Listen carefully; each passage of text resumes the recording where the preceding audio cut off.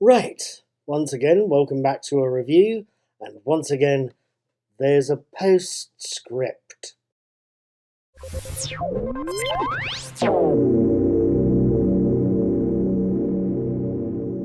Right then, hello, good morning, good evening, good afternoon, whatever it is, wherever you are. My name is Paul, I do the daily teaser, you'll find them up here somewhere. I also talk about movies I've watched, and I'll try and put the review list in there again if I get the chance. I also occasionally talk about TV shows I'm watching. Just recently I caught a classic Doctor Who story called Galaxy 4, and over the past few weeks, and yes, I am having trouble keeping up with the amount of Star Trek franchise members that there are, over the past few weeks I've been catching up ever so slowly with Star Trek Discovery's 4th season. I wanted to tell you that I saw the 7th episode last night. I saw But to Connect, and I wanted to tell you about it tonight. Episode 7, But to Connect, opens with a usual summary of previous episodes, and then shifts to show us Zora, Annabelle Willis, the Discovery's AI computer, in a meeting with Commander Stamets and Ensign Tal, Anthony Rapp and Blue Vario, helping them to plot where the dark matter anomaly entered the galaxy. While Stamets and Adira discuss the upcoming diplomatic meeting that Captain Burnham, Sonequa Martin Green, will be attending, the captain herself is with Cleveland Booker, David Ajala, talking over what to do about the upcoming meeting, the DMA, and how Grudge, Book's pet cat, is completely ignoring her.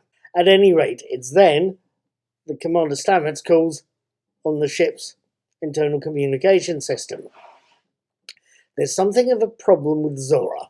She's found the coordinates the Discovery needs. She's found where the DMI has come into the galaxy, but she doesn't want to hand those coordinates over. As Zora herself puts it, by withholding the information, I can keep you safe. Do you ever get the feeling Captain Burnham isn't going to be happy? Daisy. Now, what did I make of But to Connect? What did I think? What did I see? What did I smell? Let's get that last question out of the way first, shall we? When I wrote the script for this video, I was doing dinner and I could smell frying red onions. It's quite a nice smell. I'm writing this on a Saturday night and recording this on the same Saturday night as I've just had homemade spaghetti bolognese for dinner. The smell of those red onions frying before I put them into the sauce was quite nice. Quite a distinct smell if you know what you're smelling. But that's pretty much irrelevant, however good those red onions actually were. It's nothing to do with the episode. Now, But to Connect is a double-threaded, like a few of the episodes so far, it's a dual-threaded episode. And at least one of the story threads is that of Zora, the Discovery's computer, who refuses an order to hand over information. The other is the big meeting at the assembly to see if the owners, the creators of the DMA, can be dealt with peacefully or with deadly force.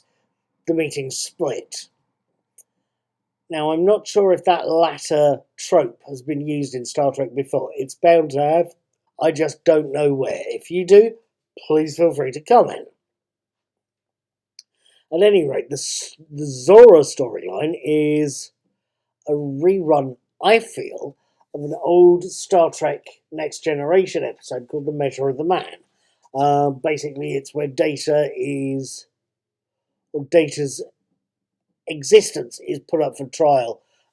His existence as a living being is called into question by Starfleet, and he's up before the proverbial beak to see whether he's truly an artificially intelligent living being, or whether he's just a tool, something that's owned by the fleet.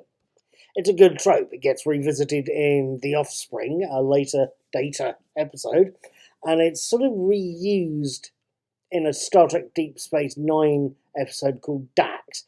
That trial trope is a good little thing. it's no surprise to see a variant in Discovery. It's a usable trope, a usable riff of a story. So it's no surprise that it's there in at least one episode. Is that story and the big meeting storyline well handled?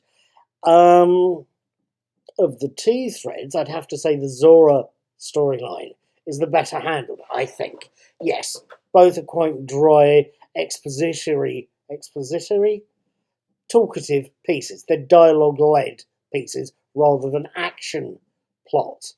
It's as dry, I felt, as the examples, the other Lee Rose directed episode in this season. But the Zora storyline of the two is a trial, so there's a touch more drama to it. However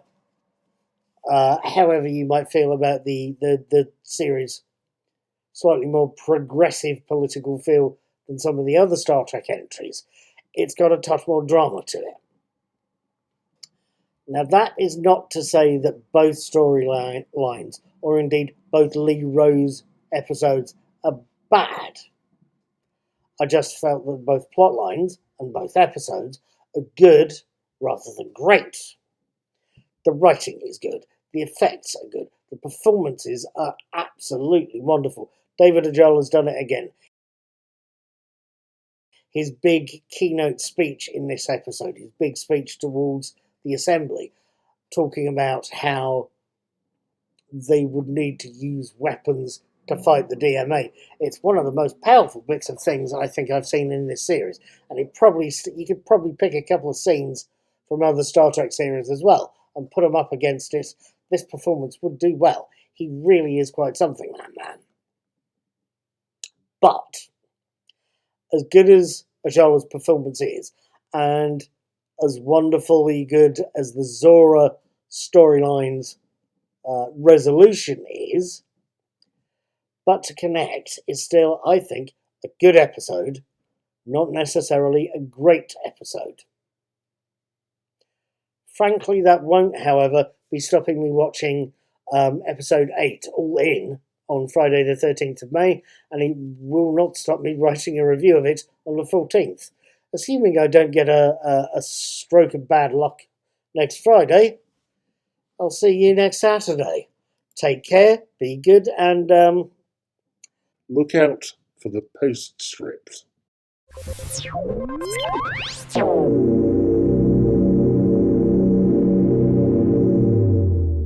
Right, just as a final word, just as a final thought, in the summary that opens tonight's episode, we get a brief glance of Oded Fehr as Admiral Vance in that summary.